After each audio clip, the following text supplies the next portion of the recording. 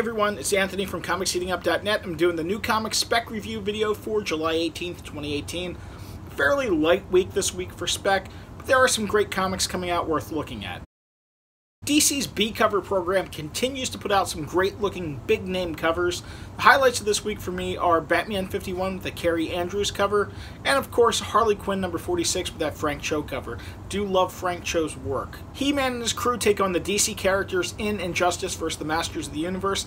This looks pretty decent. This isn't the first time they've crossed paths before, but the inclusion of the Masters of the Universe characters into the Injustice video game world has me hoping they'll cross over into the game as well. Also looking forward to Teen Titans Go to the Movies #1. I love $1 books and have loved the previews of this movie. My kids and I cannot wait for this to come out in theaters. Not a lot of new books coming out of Image this week.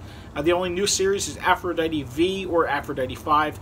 This is a spin-off of the long-running Aphrodite X series that's come out from Top Cow Comics throughout the years. Weatherman's the new Image series that started off pretty well. Weatherman 2 continues to have a ratio variant that's worth grabbing if you can get it cheap. Not a lot of Marvel books this week that I'm specking on, however, The Life of Captain Marvel #1 does have an art germ variant. This is Marvel's leading offering for me this week, and definitely a must pick up. There's a lot of interesting indie books coming out. First up is Futurama Annual #1. Futurama, the comic book series, has never had an annual before, so this is one that's definitely on my radar. This brings the characters back into comics. The series hasn't been published in a while.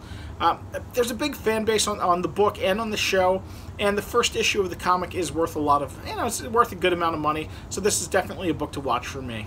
Clan Killers #1 from Aftershock looks good. The preview of the book made this fantasy series look pretty interesting and definitely an awesome read, so I'll be grabbing one of those. Nancy in Hell #1 starts off the second volume. This Amigo book has a cult following and has had a pilot episode for a TV show successfully kickstarted, and that pilot episode's floating around the internet. 12 Dancing Devils #1 is out from Danger Zone. This small press crime drama sounds awesome. More of a reader than a Spec, as Danger Zone has put out some great books, but not many of them have heated up.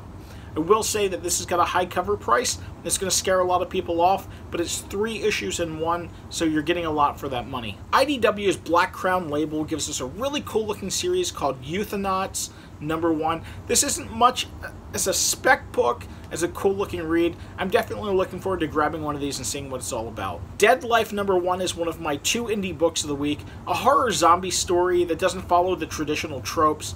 Guy drinks from a cursed chalice in his grandparents' attic, ending up unleashing the zombie apocalypse. This sounds pretty cool. It's definitely a book that I'm going to be grabbing. My other indie pick of the week is The Mole #1. James Hake from Solar Flare's new Scout series. ComicsHeatingUp.net had its hands on the first appearance of the series by doing an ash can that is available in the Scout store.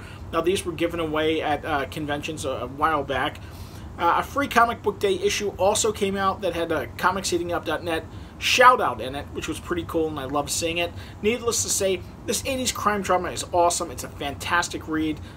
If you've read the free comic book day book, you know what's in store. It's a really good read and a definite pickup. Well, that's it for us this week. Let us know what you think. Please remember to give this video a thumbs up, and remember to like the channel if you haven't done so already.